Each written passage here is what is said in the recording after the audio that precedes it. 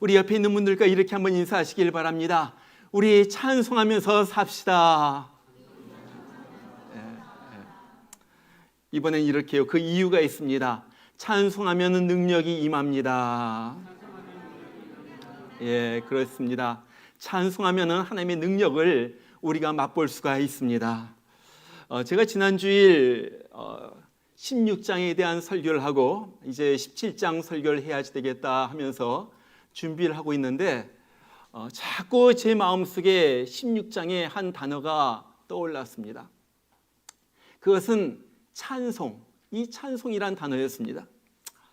그러면서 이 찬송이 얼마나 중요한데, 찬송 하나만 잘 불러도 얼마나 놀라운 역사가 우리 삶에 일어날 텐데, 정말로 힘든 때를 살아가는 우리 성도들에게 찬송의 능력을 경험하게 해야지 되겠다 하는 생각이 들어서 오늘 말씀을 다시 16장의 말씀을 가지고 전하게 되었습니다. 우린 지난 시간에 16장에서 바울과 실라가 감옥에 갇히는 그러한 장면을 우리가 봤어요. 바울 일행이 빌립보에서 복음을 전하면서 귀신에 들려서 점치는 한 여종에게서 귀신을 쫓아냅니다. 이 사람은 귀신의 힘을 빌어가지고 점을 쳐주는 그런 사람이었어요. 점을 쳐가지고 돈을 벌어서 그 돈을 주인에게 갖다 주는데 귀신이 쫓겨나가니까 이제 점을 볼 수가 없는 거예요. 그래서 수입이 끊어지니까 이 주인이 화가 나가지고 이 바울과 그 일행을 잡아다가 고소를 합니다. 바울과 실라가 너무나도 억울하죠. 억울하게 고소를 당하고 옷벗김을 당하고 매를 맞고 착고에 채워져 가지고 이제 감옥에 들어가게 되는 거예요. 그런데 그 한밤중에 감옥에서, 깊은 감옥에서 그들이 한 일이 있었습니다. 무엇이었습니까? 그들이 기도와 찬양을 했다는 거예요. 기도와 찬양을 했어요. 그때 세 가지 놀라운 일들, 일어날 수 없는 일들이 거기에서 기적적으로 일어나는 것을 봅니다. 무엇이었어요? 첫 번째는 다른 죄수들이 그 한밤중에 바울과 실라가 기도하고 찬송하는 그 소리를 듣고 있었다는 거예요. 밤중에 잠 방해한다고 소리 지를만 하기도 했는데 성령이 압도돼가지고 그 소리를 듣고 있는 거예요. 두 번째는 갑자기 지진이 일어나면서 옥문이 열리고 그 다음에 그들을 채우고 있었던 이 쇠사슬 착고가 다 풀어지게 된 거예요. 그리고 세 번째로 간수와 그 온 가족이 예수를 믿고 구원 얻게 된 거예요. 여러분, 이것이 의미하는 바가 무엇입니까? 이것이 오늘 우리에게 의미하는 바가 뭐예요? 찬송소리, 기도소리가 울려 퍼질 때 첫 번째로 그곳에 하나님의 임재가 임하신다는 거예요. 하나님이 임하셨다는 거예요. 그와 동시에 나의 묶인 바가 다 풀려졌다는 거예요. 쇠사슬이 끊어졌다는 거예요. 그리고 그와 동시에 찬송과 기도소리가 들릴 때 구원의 역사가 일어났다 하는 거예요. 저는 거듭거듭 말하지만은 정말로 이 시대에 우리에게 무엇보다도 절실한 것이 이 세 가지 것이라고 생각을 해요. 첫 번째, 하나님의 임재입니다. 정말로 하나님이 우리 예배 가운데, 우리의 가정 가운데, 우리의 삶에 하나님께서 임하시기를 그렇게 원하는 거예요. 예배도 그냥 드린 예배가 아니죠. 정말로 하나님이 이 예배 가운데 풍성하게 임하시는 것, 그 풍성하게 임하시는 것을 느끼면서 하나님 앞에 정말로 마음으로부터 진정으로 드리는 바로 그 예배예요. 우리가 밖에서 일할 때도 그냥 일하는 것이 아닙니다. 정말로 날마다 내 직업, 일하는 곳에, 내 사업장에 하나님께서 함께 하심을 갖다 느끼면서 그렇게 일하는 거예요. 그것이 하나님의 임재. 여러분, 우리가 하나님의 임재를 느끼면요, 하나님이 나와 함께 계시다는 것이 내 삶에 정말로 느껴지면요, 그때서부터 내 속에 변화가 일어나기 시작해요. 두려움이 없어지고요, 무엇보다도 담대함이 생겨요. 하나님이 함께 하시는데 뭐가 무서워? 뭐가 두려워? 그러면서 무슨 일을 만나도요, 든든하고요, 배짱이 생기는 거예요. 이것이 하나님을 만난 사람에게 나타나는 역사예요. 또 불평이 사라지고요, 그냥 좋고 감사합니다. 그래, 우리 하나님, 나와 함께 하시는 그 하나님이 모든 일에 합력하여 선을 이루시는 거야. 그러니까 불평할 것이 없어요. 그냥 감사만 나오는 거예요. 지금 형편은 너무나도 힘듭니다. 너무나도 괴로운 일이 있어요. 그러나 그런 가운데서도 하나님이 함께 하시는데 하면서 마음이 평안해지는 거예요. 우리 요한 웨슬리 목사님의 친구 중에 존 넬슨이라는 분이 있었어요. 이분이 감리교회 목사였는데 영국 국교회가, 영국 성공회가 그 당시에 새로 일어나기 시작한 이 감리교도들을 너무나도 핍박하는 거예요. 박해를 받다가 이 사람이 감옥에 갇혔는데 브로스폴스라는 그곳에 있는 지하 감옥에 갇히게 됩니다. 그것이 어떤 곳이냐면은 지하 감옥이었는데 그 지하의 위에서는 이 소를 잡는 이 도살장이 있었던 곳이에요. 그러니까 도살장에서 그 흘러내리는 그 피와 오물 때문에 그것이 지하 감옥에까지 스며들면서 냄새가 이루 말할 수가 없어요. 그 지하 감옥, 그 답답한 곳, 빛도 들어오지 않는 곳, 그 힘든 곳에 그 사람이 거의 갇혀 있어요. 그런데 그 사람이 이런 놀랄만한 말을 해요. 나는 감옥이 낙원처럼 느껴졌습니다. 그곳에서 내 영혼 속에 채워주시는 하나님의 은혜가 충만히 임했기 때문입니다. 보세요. 하나님의 은혜가 그 지하 감옥, 그 가까운 곳에 충만하게 임하니까 하루도 살지 못할 그 감옥이 정말로 낙원처럼 그렇게 바뀌었다는 거예요. 이것이 하나님의 임재가 의미하는 바예요. 여러분, 신앙생활은요, 이런 것을 체험하는 거예요. 이것이 신앙생활입니다. 하나님과 동행하는 것이 신앙생활이잖아요. 하나님과 함께하는 것이 신앙생활이잖아요. 여러분, 아무리 수십 년을 교회에 다녔다 할지라도 내가 하나님이 함께 하심을 느끼지 못했다면은, 하나님의 임재를 느끼지 못하면요, 내 삶에 힘이 없어요. 힘이 없어요. 그러다가 무슨 일이 일어나면요, 그냥 정말로 신앙에서 떨어져 버리는 거예요. 하나님을 체험하지 못해서 그래요. 하나님이 내 삶에 어떤 존재인가 그것이 느껴지지 못해서 그런 거예요. 자, 그러면은 우리가 어떻게 하나님의 임재를 체험합니까? 하나님이 함께 하심을 어떻게 우리가 느낄 수가 있어요? 그것이 바로 이 찬송이라는 거예요. 찬송. 어떤 분이 그런 말을 했어요. 하나님을 이 땅에 내려오게 하시는 것은, 이 땅에 내려오시게 하는 것은 간단하다. 찬송을 부르면 된다. 왜냐하면 하나님은 찬송 중에 거하겠다고 약속하셨기 때문이다. 아세요? 여러분, 찬송을 부르면서 하나님의 임재에 하나님이 함께 하심을 경험했던 이 다윗이 시편 22편에서 그렇게 말하는 거예요. 이스라엘의 찬송 중에 거하시는 주여. 이스라엘의 찬송 중에 거하시는 주여. 정말로 다윗이 정말로 찬송을 부르니까요, 그 찬송 가운데 거하시는 하나님을 갖다 그가 체험했어요. 그리고 나가지고 거기서 그렇게 말하는 거예요. 우리 하나님은 내가 찬송 부를 때 거하시는 하나님이시다. 찬송 중에 찾아오시는 하나님이시다. 여러분, 어떻게 우리가 하나님의 임재를 체험합니까? 그것은요, 내가 늘 찬송하는 거예요. 내가 감격에 겨서 찬송할 때 그곳에 하나님께서 막 찾아오시는 거예요. 찬송 부르는 것, 그것이 하나님의 임재를 경험하는 아주 첫 번째 비결이에요. 자, 두 번째로 찬송할 때 일어난 일이 무엇이었어요? 결박이 풀어지고 감옥문이 열리는 거예요. 이것이 두 번째 역사였습니다. 요즘 사람들 보면요, 겉으로는 뭐 자유로워 보이지만은 사실은요, 꽁꽁 묶여서 살아요. 감옥 생활하는 것. 돈의 노예가 되어서 사는 사람이 있어요. 명예가 묶여가지고 사는 사람이 있어요. 어떤 사람은요, 하루 종일 근심 걱정에 묶여가지고 그렇게 살아갑니다. 어떤 사람은요, 막 중독에 꽁꽁 묶여가지고 거기서 헤어나오질 못하고 사는 사람도 있어요. 그러다가 그렇게 힘들게 묶인 채로 살다가 결국은요, 목숨을 끊는 일들이 그렇게 많아요. 여러분, 저는요, 요즘 보면요, 왜 그렇게 자살하는 사람이 많은지 모르겠어요. 바로 며칠 전에도 뭐 센터빌 그 H마트 앞에서 어떤 사람이 권총으로 한국 사람이 자살했다고 그러잖아요. 그래가지고 막 난리가 나고요. 제 페북 친구 중에 한 분 목사님이 바로 엊그제 글을 썼어요. 올린 걸 보니까 그래요. 이분이 최근에 가까운 사람 2사람이 자살했다는 소식을 들었대요.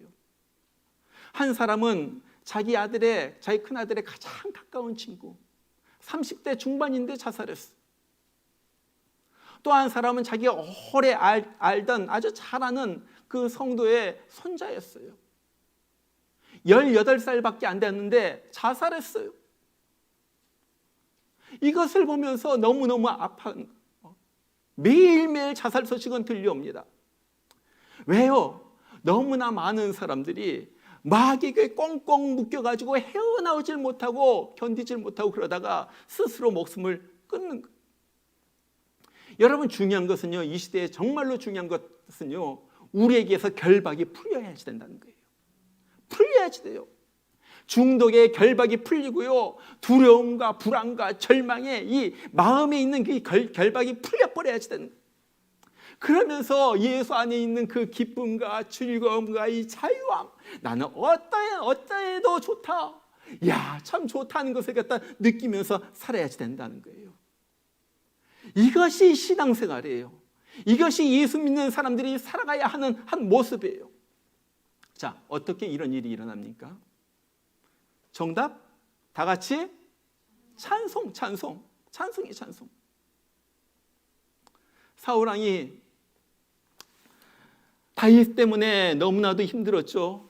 그래서 시기와 질투에 붙잡혀 있었어요. 꽁꽁 묶여 있는 거예요. 이것을 틈타가지고 악령이 틈탑니다.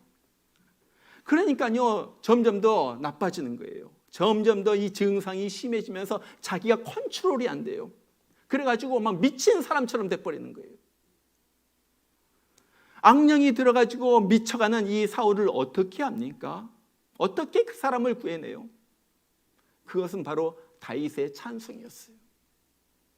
사무엘상서 16장 23절 보니까 악령이 사울에게 이를 때 다윗이 수금을 들고 와서 손으로 탄즉 사울이 상쾌하여 낫고 악령이 그에게서 떠나니라. 여러분 가족 중에 사울과 같은 사람이 있어요? 막 컨트롤이 안 돼요. 어떨 때 보면 막 미쳐가는 것 같아요.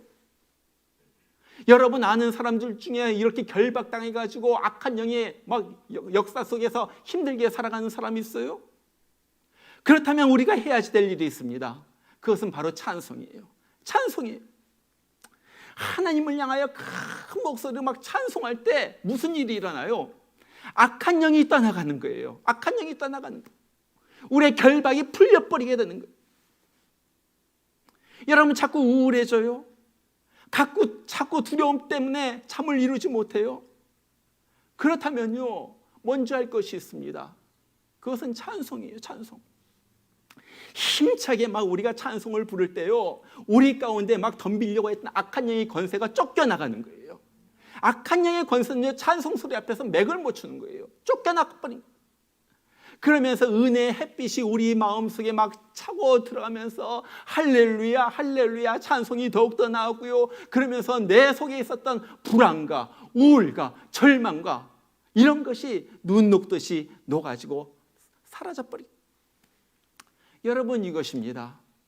그렇기 때문에 정말로 꼭꼭 묶여져 있는 정말로 이 악한 영의 권세들, 이 결박들에서 풀리려면요, 찬송 불러야지 돼요. 찬송 부르면요, 이런 결박에서 풀려나 내 영혼이 자유함을 느끼는 거예요. 세 번째, 찬송할 때 일어나는 역사는요, 구원의 역사입니다. 멀린 캐로다스라는 목사님이 계셨어요. 이분은요, 다른 것보다도 제일 강조하는 것이 찬송이었어요.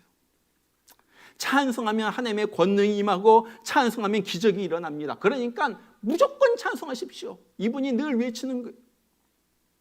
이분이 책도 여러 권 썼는데 그 책들이 전부 베스트셀러가 되었어요. 100만 부 이상 팔리고요. 뭐 감옥 생활에서 찬송 생활로 그 책도요 수백만 부가 팔리고요. 그 다음에 뭐 찬송 생활의 권능, 찬송에 대한 아주 일가견을 가지고 계신 그런 목사님이에요. 어느 날 한 부인이, 어떤 여자분이 이 캐로더스 목사님을 찾아와 가지고, 목사님 기도해 주세요. 기도해 주세요. 무슨 일인가 들어봤더니 이 딸이요, 나이트 클럽에 가가지고 옷 벗고 하는 이 댄서로 일한다는 거예요. 그러니까요, 이 엄마가 괴로워가지고 죽겠는, 너무너무 괴로운 거예요. 이 딸 하나가 나이트 클럽에 가가지고 춤추고 그러니까 이 딸이 주님 앞에 돌아와가지고 구원 얻도록 그렇게 기도해 달라는 거예요. 캐로더스 목사님이 말해요. 자, 우리 딸이 처해 있는 이 상황을 하나님 앞에 드리면서 우리 찬송을 부릅시다. 찬송 부르자. 엄마가 어이가 없어요. 지금 내 딸이 정말 얼마나 엉망으로 살고 있는데 찬송을 부르다니요. 무슨 찬송을 부릅니까? 목사님이 성경을 펴가지고 이사야서 43장 21절 갖다 찾아 보여주면서 말하는 거예요. 여기 보세요. 우리 하나님이 찬송을 부르게 하려고 우리를 지었다고 그러잖아요. 찬송을 부르게 하려고. 그렇기 때문에 우리는 어떤 일을 만나든지 찬송을 해야지 됩니다. 이것이 우리의 일이에요. 우리가 우리의 일을 하면은 구원하시는 우리 하나님은 하나님의 일을 하실 거예요. 우리의 일은 찬송이고 하나님은 하나님의 일을 하실 것입니다. 그래서 우리는 찬송해야지 됩니다. 그래가지고 그 부인과 함께 우리 목사님이 찬송을 한 다음에 그 부인을 갖다가 돌려보내면서 그렇게 말합니다. 부인, 오늘 이제 집에 돌아가거든 가족들 다 모아놓고 찬송하세요. 찬송하면 하나님의 역사가 일어날 것입니다. 그래서 그 부인이 집에 돌아가가지고 가족들을 다 모아놓고서 그 밤에 찬송을 하는 거예요. 그런데 놀라운 일이 일어나죠. 바로 그 밤 그 시간에 이 딸이 그 일하는 춤을 추는 나이트클럽에 한 청년이 들어와요. 그리고 이 딸을 찾더니 그 딸 앞에 가가지고 그렇게 말합니다. 하나님이 당신을 사랑하십니다. 이 딸이 기절초풍할 지경이에요. 이 밤에 나이트클럽에 모든 사람들이 술 먹으면서 춤추고 여자들 구경하는 그곳에 어떤 청년이 와가지고 그렇게 말하는 거예요.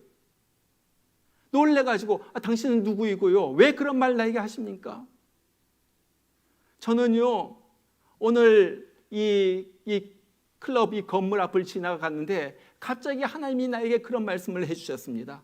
넌 나이트클럽에 가가지고 춤추는 그 댄서 그 여자에게 예수님이 당신을 사랑하고 당신을 구원을 베푸실 것이라고 주님 앞으로 돌아오라고 이 말을 전해라. 그래서 저는 그냥 단순하게 이 말을 전하려고 여기에 들어온 것입니다. 그 말을 듣고 그 딸이 그 청년에게 그렇게 말해요. 그 주님이 주신다는 그 구원 내가 지금 받고 싶습니다. 나를 위해서 기도해 주세요. 나를 위해서 기도해 주세요. 그래서 이 청년과 그 딸이 그곳에서 나이트클럽 안에서 함께 기도하고 회개하고 예수님 믿기로 작정하고 그 딸이 집으로 돌아왔던 거예요. 여러분, 오늘 사도 바울에게 일어난 일들과 너무나도 비슷하잖아요. 여러분, 내가 찬송하는 것과 어떤 사람이 구원 얻는 것과 무슨 연관이 있습니까? 연관이 없는 것 같아요. 그러나 거기에 연관이 있다는 거예요. 바울과 실라가 찬송 부르니까요, 간수가 예수 믿게 돼요. 이 어머니가 찬송 부르니까 그 딸이 예수 믿고 주님 앞으로 돌아오게 되었다는 거예요. 이것이 역사. 여러분, 우리 중에도 가족의 구원을 위해서 기도하는 분이 많은 줄 알아요. 열심히 기도하세요. 그러나 그것뿐만 아니라 그 가족이 주님 앞에 돌아올 때까지 열심히 또한 찬송을 부르세요. 사실 기도와 찬송은 같은 거죠. 곡조 붙은 그 기도가 찬송이니까 찬송하세요. 계속 찬송하시는 거예요. 하나님 구원의 하나님, 피 흘려 죽으신 우리 예수님 계속 찬송을 부르시는 거예요. 여러분, 우리가 찬송을 부를 때 정말로 놀라운 일들이 일어납니다. 놀라운 일. 찬송을 부를 때 정말로 하나님께서 그 찬송을 들으시는 거예요. 찬송을 부를 때 마귀가 그것을 듣고서 쫓겨나가게 되는 거예요. 찬송을 부를 때 찬송 중에 거하시는 그 하나님이 우리 가운데 찾아오셔가지고 나의 묶인 것을 갖다가 다 풀어주시고 나로 하여금 자유하게 하시는 거예요. 내가 찬송을 부를 때 성령께서 역사하셔서 영혼 구원의 역사가 우리 가정에 내가 기도하는 그 사람에게 일어나게 하신다는 거예요.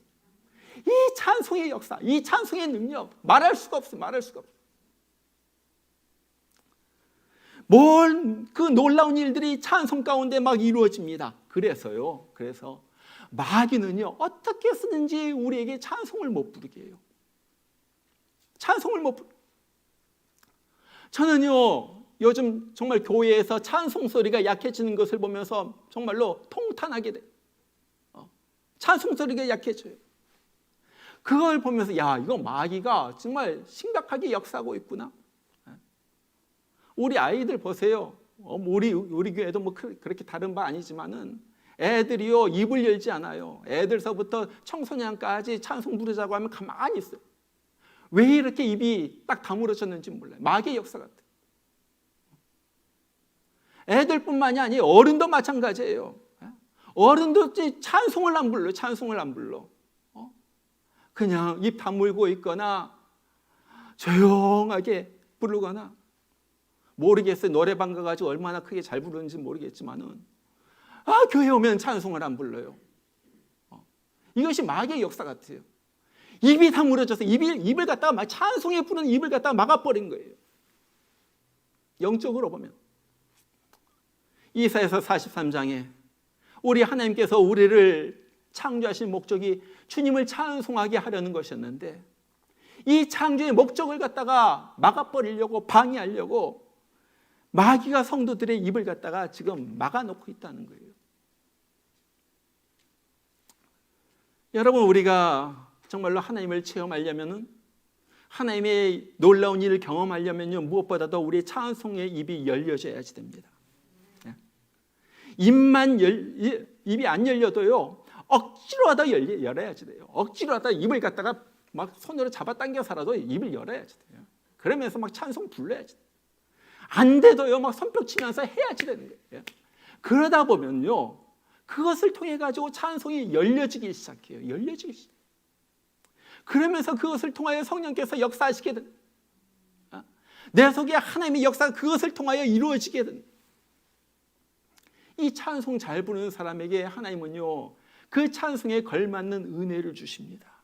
사랑을 쏟아 부어주시는. 여러분, 이렇게 찬송을 잘 불러가지고 특별히 정말 특별한 축복을 받은 사람이 있어요. 바로 다윗입니다. 다윗은요, 한마디로 말해가지고 찬송의 사람이에요. 다윗 보세요. 괴로우면 괴로워가지고 찬송, 즐거우면 즐거워가지고 찬송. 수많은 시편의 내용이 다윗의 찬송이에요. 시편 86편을 보면요, 다윗이 너무나도 힘들 때 그 시편을 지었어요. 1절 보면 그렇게 말해요. 여호와여, 나는 가난하고 궁핍하오니 주의 귀를 기울여 내게 응답하소서. 너무 가난해요. 먹을 것이 없어요. 힘들어요. 3절에도 보면 주여 내게 은혜를 베푸소서. 내가 종일 주께 부르짖나이다. 너무너무 힘든 거예요. 세상에 먹을 것이 없을 정도로 가난하고요, 궁핍하고요, 매일매일 끼니를 갖다 걱정해야지 될 정도의 그 다윗이 상황 속에 처해 있는 거예요. 그런데 다윗은요, 그 상황 가운데서 한탄하고만 앉아 있는 것 아니에요. 무엇을 합니까, 다윗이? 무엇을 했겠어요? 다 같이? 찬송. 여러분, 제가 물어보면 무조건 찬송이라고 대답하면 돼요. 오늘은 그냥 찬송만 넣으면 돼요. 찬송만.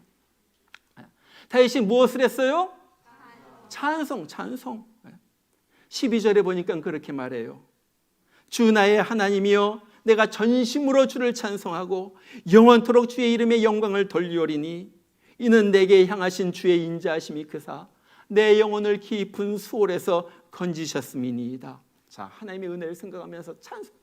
지금 배가 고프고 힘들어도 나를 구원하시고 나와 함께하여 주신 주님을 생각하면서 찬송한 찬송. 그러다 보니까 하나님께서 채워주시고 공급해 주시고 보호해 주신 것을 갖다가 다윗이 체험을 하게 돼. 찬송의 찬송. 여러분, 우리도 살다 보면은 다윗이 어려움을 겪은 것 같은 어려움을 갖다 겪을 때가 있어요. 어떨 때는요, 건강이 갑자기 나빠지면요, 자꾸 마음이 갑자기 불안해지는 거예요. 불안해질 때가 있어요. 사업이 잘 안 되어서 막 속을 태울 때도 있어요. 남편 문제로 인하여 가슴에 멍이 들 때도 있어요. 자식 문제로 인하여 눈물이 쭉쭉 흘러내릴 때도 있어요. 앞날을 생각하면은 도대체 앞날 다음 달은 어떻게 살까? 가슴이 먹먹하게 올라올 때도 있어요. 여러분, 그때 주저앉아 있으면 안 돼요. 무엇을 해야지 됩니까? 다 같이 찬송하는 거. 막 찬송 부르면요, 하나님이 오시는, 힘을 주시는. 여러분, 저도 그럴 때가 많이 있습니다. 저도요, 저도 뭐 목회하다 보면 뭐 항상 신이 나겠어요. 힘든 일도 있고요. 정말 괜히 요즘 가을이 되니까 막 슬퍼지기도 하고 그런데, 야, 나도 나이가 이렇게 됐구나, 우울해지기도 하고. 예, 특별히 남자분들 저와 같은 증상을 가지신 분이 있는지도 모르겠어요. 아무튼 그래요. 정말로 어떨 때는 막 다운되죠. 막 마음이 다운돼요. 그럴 때 여러분, 제가 뭐 한 줄 아세요? 제가 저 자리에 앉아가지고 전 찬송 불러요. 조홍정 저 자리 제 자리 와가지고 아무도 없는데, 아무도 없죠. 아무도 없으니까 저 보면 저 찬송가 열려져 있는지 모르겠는데, 아무튼 그냥 가가지고 혼자 기타에 미친 듯이 노래 찬송 부르는 거예요. 미친 듯이. 아무도 안 듣는데 그냥 혼자 소리치면서 막 찬송. 그러다 보면 또 하나님의 은혜가 입어요. 그러다 보면 힘을 얻고요. 그러다 보면 가슴이 벅차가지고 그 문을 갖다 나갈 때는 가슴이 벅차가지고, 야, 좋다. 그러면서 나가. 여러분, 그것이 성도의 삶이에요. 뭐 성도라고 해가지고 언제나 하이돼가지고 막 뿅 하면서 사는 거 아니죠. 네? 답답할 때도 있고요. 낙심될 때도 있고요. 마음이 무거워질 때도 있어요. 무엇을 합니까? 찬송 부르. 다윗은 힘들 때뿐만 아니라 기쁠 때도 찬송해요. 역대상 15장에 보면요, 법궤가 돌아올 때 다윗이 막 기뻐하면서 찬송을 합니다. 수많은 신하 백성들이 보는 앞에서 껑충껑충 막 춤을 추면서 막 이러면서 막 찬송한, 이렇게 했겠죠, 막 다윗이. 그런데 그것을 누가 봤어요? 다윗의 부인, 아내 미갈이 봤어요.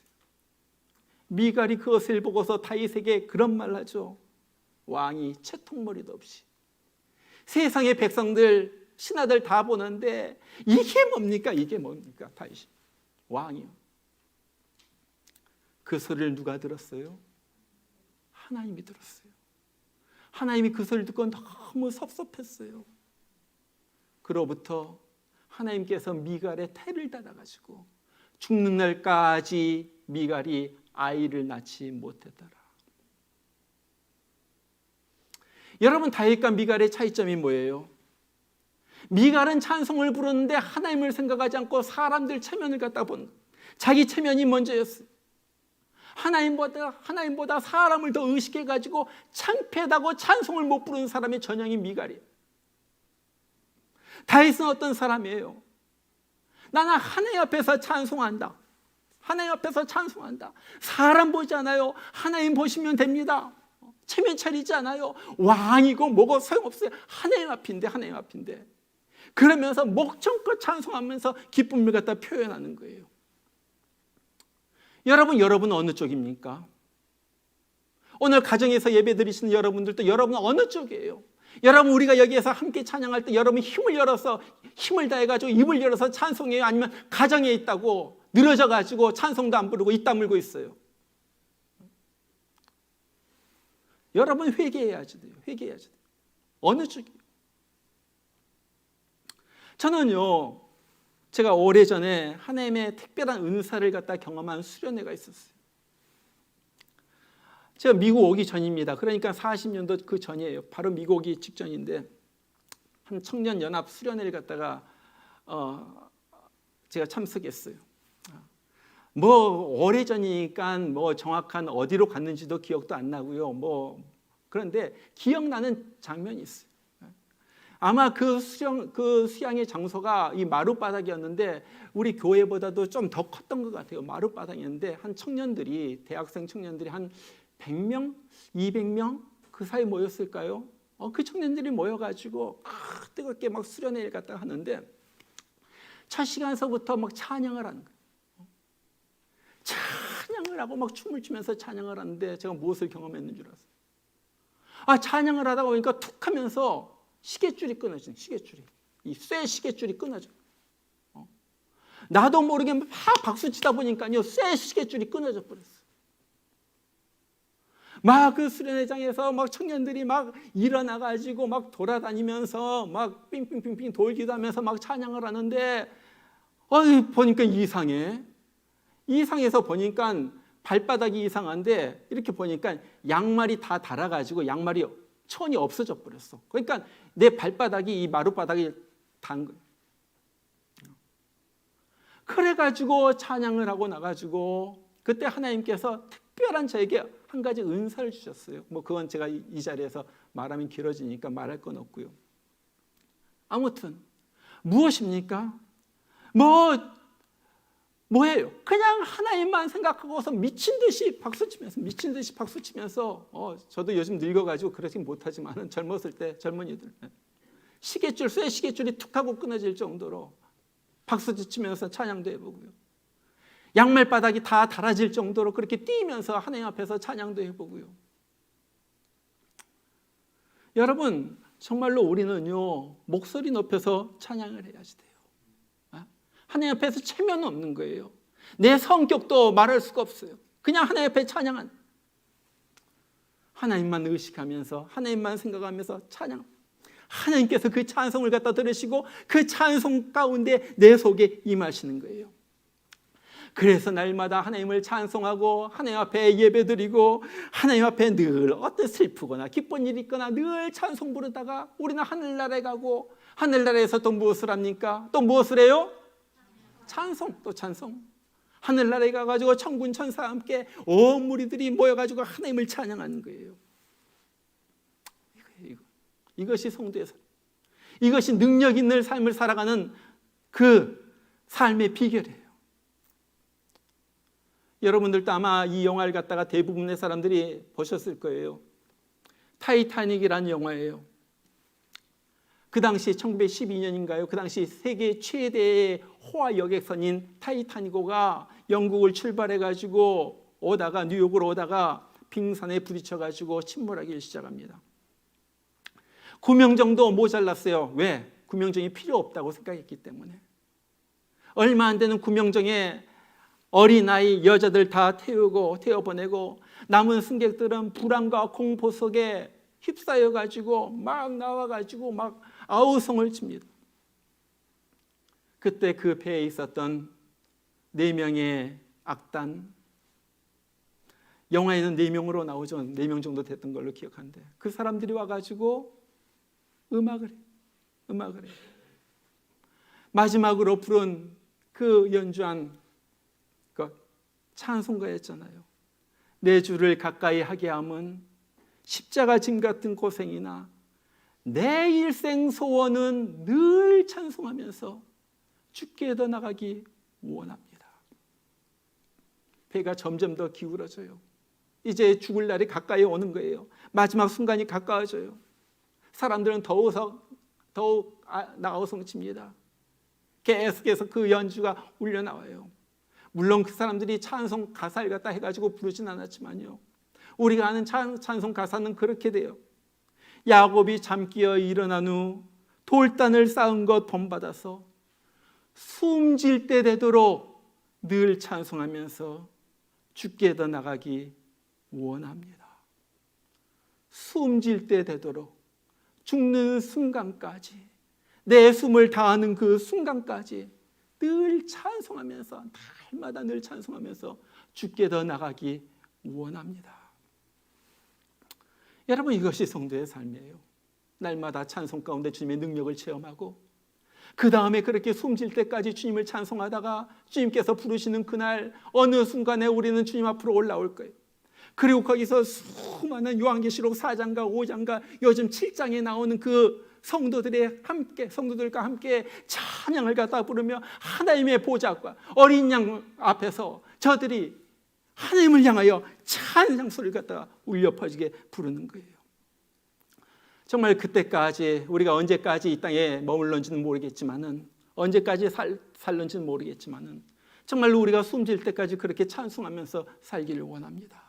힘든 일이 있을 때 찬송 부르고, 어려운 일이 있을 때 찬송 부르고, 눈에서 눈물이 날 때 찬송 부르고, 또 즐거운 일이 있을 때 하나님을 찬양하고, 늘 그래서 하나님의 임재 가운데 하나님의 결박을 푸시는 하나님의 능력을 체험하고, 정말로 우리의 기도에 응답하시는 구원의 역사를 베푸시는 하나님의 그 역사를 체험하며 살다가 주님 부르실 때 영광스럽게 올라가서 주님과 함께 영원히 찬양하기를 우리가 원하는 거예요.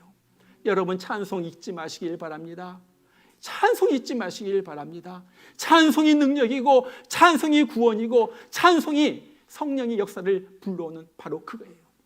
정말 늘 찬송하면서 하루하루 이 힘든 때를 이겨나가는 여러분들 되시기를 주의 이름으로 축원합니다. 우리 같이 한번 기도하겠습니다.